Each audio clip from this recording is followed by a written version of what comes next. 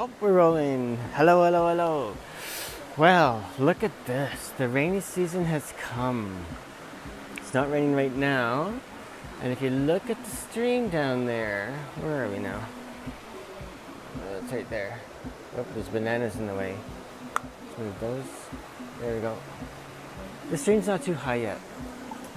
During the height of the rainy season, we get really high, overflow those banks a little, but we don't really get flooding right here. Anyway, this isn't about the rainy season. This is about a guitar that I'm working on. It's another Blanca. You know what? I'll do a little shot of the forest, the damp, dark forest, and then I will go into my studio. Yeah, there it is.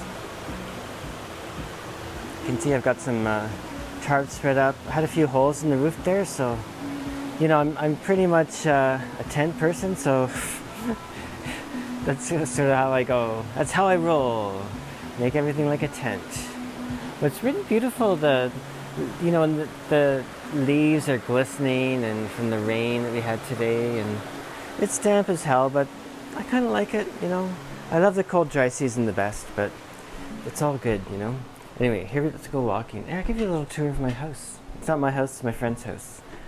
Let's look at that. Here's my kitchen, or my friend's kitchen. Well, it's my kitchen. We'll just say my kitchen. Understand that I don't own it. Yeah. So that's where I do my cooking. Gas, propane stove, little fridge. Actually, you know what? It's a little bit dark. Hang on a second. There we go. That's better. Yeah.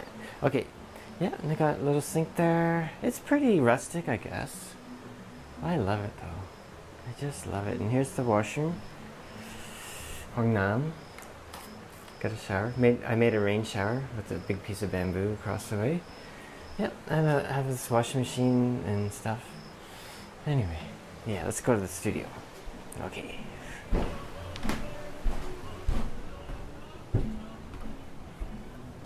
Okay, so I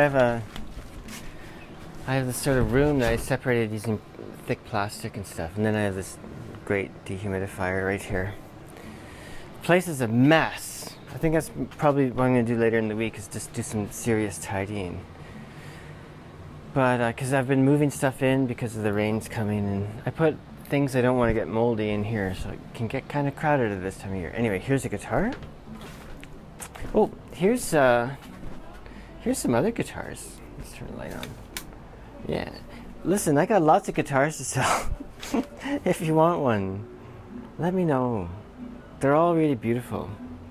I love them all. Right now, at the moment, this is the one that's really having fun with. It's another Blanca. Anyway, this one's a Blanca with, back to where we were.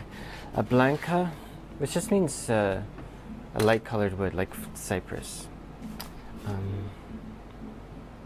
Sort of wish it could be brighter. Anyway, it's probably fine. Yeah, so I've got Engelmann Spruce top, Canadian cypress back and sides, also known as Alaskan yellow cedar. I've done a little bit of a different treatment on the heel here. I've brought it to more of a sharper edge than my other ones, you know. Just trying something new here. Pretty very similar shape though. I love that curve, you know. Yeah, and you can see that heel, what I've done there. Some veneer sandwiched in there, and then on the back stripe I've got a maple and black and white purfling back stripe, and the binding will be similar to that. Yeah. I'll get to the rosette in a sec. That's the kind of the most important part, other than the sound.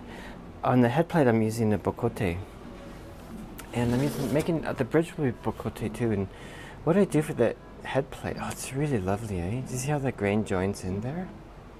Oh, I just really like it. You can see I've drilled out holes for pegs. This will be for pegs. I could put geared pegs in if someone wants. But anyway, so the rosette in this one, here we go. Let's see if I can brighten that up a bit. There we go. Yeah, so it's, this is the rosette. If you know my work, you know my rosettes are all unique. I make them one at a time. They all have a slightly different inspiration, but everything I do is this desire to be as closely connected to the natural world as possible. So, in a way, my guitar, this gets reflected in the rosette quite a bit. I wonder if I can get a little closer. How about that? Yeah, I think that's okay. Brighten it up a bit. How's that? Yeah, so you can see some detail there.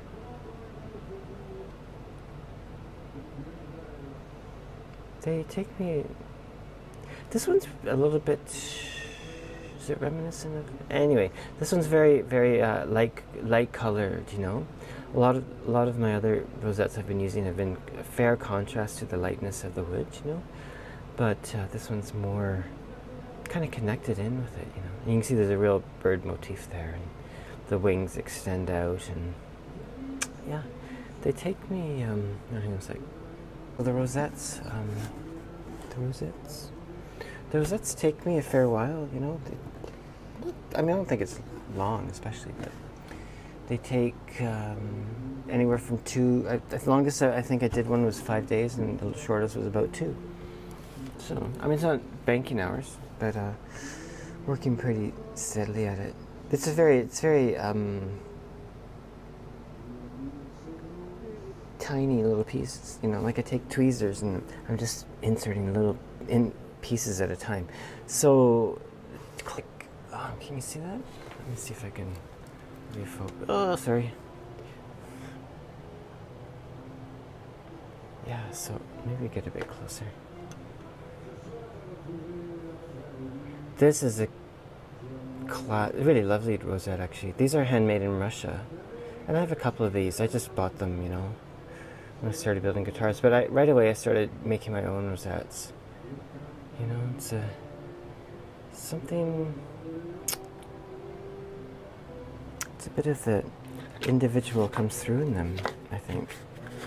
Anyway, I have a couple of them if someone wants a guitar with them, or one of the suppliers I use, LMI, has a lot of these Russian rosettes available.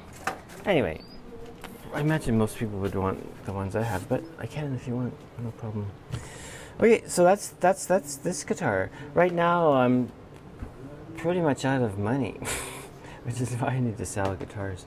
Anyway, so I will. I won't be putting on the binding for a while because I need to get some cash together to get some binding and purfling, and then I'll start setting it up. I'll probably set up I'll probably take the fingerboard to a certain point, like cut the slots and maybe cut it to shape more or less. And pretty close to being done though.